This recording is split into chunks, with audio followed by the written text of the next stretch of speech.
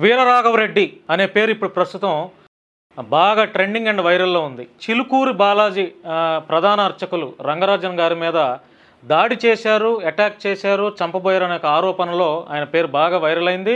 దాని ఫలితం జైలు జీవితం కూడా గడిపొచ్చారు. రీసెంట్గా జైలు నుండి బయటకు వచ్చిన తర్వాత ఆయన ఇప్పుడు ఇంటర్వ్యూస్ ఇస్తూ ఆయన చెప్పాల్సినటువంటి ఒపీనియన్స్ ఆయన చెప్తున్నారు. సో కొన్ని విషయాలు నేనైతే అడిగి ఆయన నుంచి ఆన్సర్స్ రాబట్టే ప్రయత్నం అయితే చేస్తాను. వీరరాఘవరెడ్డి గారు నమస్తే అండి. అయ్యా నమస్తే స్వామి. ఎలా ఉన్నారు సార్? బాగున్నా స్వామి. జైలు జీవితం ఏం నేర్పించింది మీకు? శిక్షణ, ఎన్నో కొత్త విషయాలు నేర్చుకోవటం. అక్కడ ఎంతో మంది భక్త రామదాసులు ఉన్నారండి జైల్లోని. ఉన్నారు, ఎంతో మంది భక్త రామదాసులు ఉన్నారు. అక్కడ ఏ తప్పు చేయకుండా జైలు జీవితం అనుభవించేవారు చాలా ఎక్కువ మంది ఉన్నారండి జైల్లోను. మీరు తప్పు చేసి జైలుకి వెళ్ళారనే అభిప్రాయం మీలో ఉందా, లేకపోతే కావాలని నన్ను ఇరికించారనే ఫీలింగ్ ఉందా మీకు? నా రిమాండ్ రిపోర్ట్లో లేని కేసులు, కొట్టేసిన కేసులు కూడా ఉన్నాయే అని పోలీసులు మ్యాజిస్ట్రేట్కి అబద్ధం చెప్పారు. అది నమ్మి మ్యాజిస్ట్రేట్ గారు పంపించున్నారు, రిమాండ్కి పంపించారు. రేపు వద్దన్న ఇది క్రాస్ ఎగ్జామినేషన్, మా ఎవిడెన్స్ వేసేటప్పుడు అది తిరిగి వారి మీద కూడా మాకు కేసు పెట్టే అవకాశం ఉంది. అయ్యా ఇప్పుడు కేవలం తప్పుడు సెక్షన్స్, ఇర్రిలవెంట్ సెక్షన్స్, ఆ లేని వాటిని ఉన్నట్టుగా చూపించి మరి రిమాండ్కి పంపించారు. మేము మొదటి నుంచి చెప్పేది అదే, కాగ్నైజబుల్ అఫెన్స్ని నాన్ కాగ్నైజబుల్ అఫెన్స్ని కాగ్నైజబుల్గా మార్చేటువంటి ప్రాక్టీస్ పోలీసులకు ఉంది. అది డబ్బు ఉన్నవాడికి ఒక న్యాయం, డబ్బు లేనివాడికి ఒక న్యాయం. అన్యాయం ఎక్కడైతే ఎంత అన్యాయం చేసినా పలుకుబడి ఉన్నవాడికి, అధికారం ఉన్నవాడికి, డబ్బు ఉన్నవాడికి అది న్యాయంగా మారిపోతుంది. న్యాయాన్ని డబ్బున్నవాడు కొనుక్కుంటున్నాడు అని మొదటి నుంచి మేము చెప్పేది అదే కదా స్వామి. వాయిస్లో బేస్ తగ్గింది ఎందుకని? కొంత ఎక్కడో భయంతో మాట్లాడుతున్నట్టు అనిపిస్తుంది. ఏమో మరి నాకు అలా అనిపించట్లేదు, మీకు అలా అనిపిస్తే మీ అభిప్రాయం. అంటే ఇంతకుముందు మీ వాయిస్లో గంభీరం కనపడేది, చాలా బేస్ కనపడేది. ఇప్పుడు అంటే అది ఒక టైప్ ఆఫ్ వాయిస్ లాగా నాకు అనిపిస్తుంది. నాకు అట్లా అలాంటి ఫీలింగ్ నాకు లేదు. ఉదయం నుంచి కంటిన్యూగా మాట్లాడుతూనే ఉన్నాము. కలిసిపోయి ఉంటారు, కంటిన్యూగా మాట్లాడుతూనే ఉన్నాము. అలాంటి కారణం ఉండొచ్చేమో. రామరాజ్యం అనేది అసలు ఎందుకు పెట్టాలనిపించింది మీకు? దుష్ట శిక్షణ, శిష్ట రక్షణ చేయాల్సిన బాధ్యత న్యాయస్థానాలకు ఉంది. ఈ న్యాయస్థానాలేమో ఆ పని చేయటం ఎప్పుడూ మానేసినాయి. ఎవరైతే ఈ కోర్టులలో న్యాయమూర్తులు 340 CRPC రీడ్ విత్ 195 1B ఈ కొత్త చట్టం 379 BNSSలను ప్రయోగించి తప్పుడు కేసులు పెట్టిన వారి మీద చర్య తీసుకోవాల్సినటువంటి బాధ్యత న్యాయమూర్తులు కలిగి ఉన్నారో ఆ పని కూడా వారు చేయటం లేదు. అలాంటి పని చేయటం మానేసి, దుష్ట శిక్షణ శిష్ట రక్షణ చేయటం మానేసిన న్యాయమూర్తుల మీద 197 CRPC అంటే కొత్త చట్టం 218 BNSSలను ప్రయోగించాల్సిన బాధ్యత కేంద్ర రాష్ట్ర ప్రభుత్వాలది.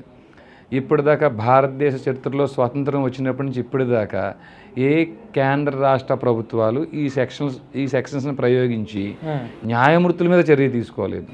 తత్కారణంగా ఏమైపోయింది అంటే తప్పుడు కేసులు పెరిగిపోయినాయి. నిజాయితీ పరులు వెళ్ళి కేసు పెట్టినా ఆ కేసు తేలడానికి 40-50 సంవత్సరాలు టైం పడుతుంది. న్యాయమూర్తులు తగ్గిపోయాము, కేసులు ఎక్కువైపోయినాయి అని వారు అంటున్నారు. అసలు 340 CRPC అంటే తప్పుడు కేసులు పెట్టిన వారి మీద చర్య తీసుకోమని ఈ చట్టం చెప్తుంది, ఆ సెక్షన్ చెప్తుంది. ఆ చర్యలే వారు తీసుకుంటే తప్పుడు కేసులు ఎవరెవరైతే పెట్టారో వాళ్ళందరూ వెంటనే ఉపసంహరించుకుంటారు, కేసులు తగ్గుతాయి. ఎవరైతే న్యాయంగా నిజమైన కేసులు, జెన్యూన్ కేసులు కోర్టుకు వెళ్ళినాయో వాటిలో విచారణ జరపడం కోసం ఉన్న న్యాయమూర్తులు ఎక్కువైపోతారు అనేటువంటి ఉద్దేశం మేము చిన్నప్పటి నుంచి అన్ని రాష్ట్రాల్లో తిరిగిన దాని మీద, అనేక కోర్టులు చూసిన దాని మీద మాకున్న ఈ పరిశోధనలో తెలుసుకున్నామండి. కానీ ఇది ఈ పని వీరు చేయకపోయినా అన్యమత ప్రార్థనా మందిరాల్లో ఈ 2040 కల్లా ఈ భూమిని ఎలా స్వాధీనం చేసుకోవాలి, 2050 కల్లా మా మతాన్ని, మా దేవుడి రాజ్యం స్థాపిస్తామని. ఇప్పుడు మీకు మత పిచ్చి ఉందా? మత పిచ్చి అంటే ఏమిటండి? అంటే మనుషుల్లో మానవత్వాన్ని చంపేసేసి ఈ మతం అనేది ఎక్కువ తీసుకెళ్తున్నారు కదా. అది ఎవరికైనా, ఏ వ్యక్తికైనా, క్రైస్తవులకు సంబంధించి, యేసుకు సంబంధించి, బైబిల్ పిచ్చన్నా. పెహల్గాం దాడిలో ప్యాంటులు విప్పదీసి నువ్వు హిందువా ముస్లింవా అని అడిగి అల్లాని నమ్మని వారిని చంపేస్తాం అంటున్నారు. దాన్ని మతపిచ్చి అంటారు. పెహల్గాం దాడిలో హిందువులే చనిపోయారా? ముస్లింలు ఎంతమంది చనిపోయారు? 16 మంది చనిపోయారు. కాదండి, ప్యాంట్లు విప్పి నువ్వు ముస్లిం అవునా కాదా అదే అడిగుంటే ముస్లింలు ఎందుకు చనిపోతారు, ముస్లింలు ఎందుకు చంపేశారు? ఇది జరిగిందా? ముస్లిమా అది మీకు తెలియక మాట్లాడుతున్నారు, మీకు అవగాహన లేక మాట్లాడుతున్నారు. ఎందుకు అవగాహన? 2047లో 27 మంది చనిపోయారు. 27 మందిలో ముస్లింస్ ఎంతమంది ఉన్నారు? 16 మంది ఉన్నారు. 27 మందిలో హిందువా ముస్లిమా అని కనుక్కుని కేవలం హిందువుల్ని చంపినట్టే వార్తలు వచ్చినాయండి. మరి ముస్లింస్ ఎట్లా చనిపోయారు? రెండోది 2047లో పాకిస్తాన్ ఇండియా విభజన జరిగినప్పుడు హిందువులందరినీ ఊచకోత కోసి ట్రైన్లో వేసే పంపించారండి. రెండోది కాశ్మీర్లో పాకిస్తాన్లో విభజన జరిగే సమయానికి ఎంత శాతం అక్కడ హిందువులు ఉండేవారు, ఈరోజు ఎంతమంది ఉన్నారు?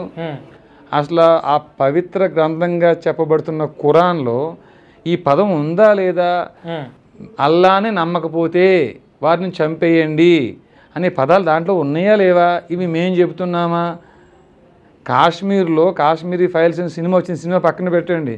కాశ్మీర్ పండితులను చాలామంది నేను ప్రత్యక్షంగా కలిసాను. నేను మెడ్రాస్లో చదువుకుంటున్నప్పుడు చాలామంది శరణార్థులుగా వచ్చేసి వాళ్ళ ప్రాపర్టీస్ అన్నీ వదిలేసుకొని వాళ్ళు తమిళం నేర్చుకుని వారి బాధలు చెప్తే నేను విన్నానండి. హిందువులు కాని వాళ్ళందరూ పారిపోండి అని ముందు రోజు అనౌన్స్మెంట్, తర్వాత ఏమో మీ భార్యల్ని పిల్లల్ని ఆడవాళ్ళని వదిలిపెట్టి పారిపోండి. వారు ఒక 100-200 కిలోమీటర్లు ట్రావెల్ చేయడం కోసం లక్షల రూపాయలు ఉన్న బంగారం ఇచ్చి వచ్చిన సందర్భాలు ఇలా జరిగిందని ఆ బాధితులు చెప్పగా నేను స్వయంగా విన్నాను. ఇప్పుడు నేను అడిగినటువంటి ప్రశ్నకి మీరు సరైనటువంటి ఆన్సర్ రాలేదు మీ దగ్గర నుంచి. మీకు మత పిచ్చి ఉందా? మత పిచ్చి అంటే భాగవత రామాయణ గీతాది శృతి శాస్త్ర పురాణపు మర్మములను, శివాది షణ్మతముల గూఢములను. ఈ శివాది షణ్మతాల్లో మాది వైష్ణవ సంప్రదాయం అండి. వైష్ణవ సంప్రదాయం అంటే మిగతా శివును లేకపోతే దుర్గమును దుమ్మెత్తు పోయమని మా సంప్రదాయం చెప్పట్లేదు. అహం బ్రహ్మస్మి, నేనే బ్రహ్మ, నాచే చూడబడేది బ్రహ్మం అని మా మతం చెప్తుంది. దాడులు చేయమని కూడా చెప్తుందా మీ మతం? మా మతంలో దాడులు లేవండి. మరి ఎందుకు రంగరాజన్ గారి మీద ఎందుకు వెళ్ళారు అట్లాగా? రంగరాజన్ గారి మీద దాడి చేశారని మీరు తీర్పు ఇచ్చేస్తారా? మీరు ఏమన్నా జడ్జా? మీరేమన్నాను? మరి మీకు శిక్ష ఎందుకు పడింది? శిక్ష పడిందా మీరు చూసారా? అంటే ఇప్పుడు ఇన్ని రోజులు జ్యుడిషియల్ రిమాండ్ అదే రిమాండ్ ఇన్ని రోజులు ఎందుకున్నారు? ఏ తప్పు లేకపోతే మీరు మ్యాజిస్ట్రేట్ అడగాలి. మీరు మ్యాజిస్ట్రేట్ అడగాలి. ఇదే సెక్షన్ కంటే గొప్పవాడిని నేను కాదు. అయితే ఇదే మ్యాజిస్ట్రేటు ఇలాంటి కేసుల్లోనే మర్డర్ కేసుల్లో కూడా 1 day 2 daysలో హైకోర్టులో బెయిల్ ఎందుకు వస్తుంది? వీర్రాఘవుడి దాంట్లో బెయిల్ ఎందుకు రాలేదు? మేము మొదటి నుంచి చెప్పేది అదే కదా. మీ దగ్గర డబ్బు ఉందా? మీరు నేరం చేస్తే కూడా 1 dayలో బెయిల్ వచ్చేస్తుంది. 55 రోజులు 60 రోజులు ఉండక్కర్లే, 10 రోజుల్లో కూడా బెయిల్ వచ్చేస్తుంది. ఇప్పుడు మీరు ఎన్ని రోజులు ఉన్నారు మొత్తం జైలు? సుమారు ఒక 50 రోజుల పైన. 50 రోజుల్లో బెయిల్కి ఎన్నిసార్లు అప్లై చేశారు? బెయిల్కి మా వాళ్ళు ఒక 2 సార్లు అప్లై చేశారు. 2 సార్లు రిజెక్ట్ అయింది. థర్డ్ టైం వచ్చింది. అవునండి. థర్డ్ టైం అంటే 50 రోజులు ఉన్నారు. 50 రోజుల పైన. జైలులో మీకు ఎటువంటి ట్రీట్మెంట్ ఉంది పోలీసు వారి దగ్గర? జైల్లో పోలీసు వారు నుంచి అంటే సూపరింటెండెంట్ ఒక ఆయన శివకుమార్ గౌడ్ అని ఒక ఆయన ఉన్నారు.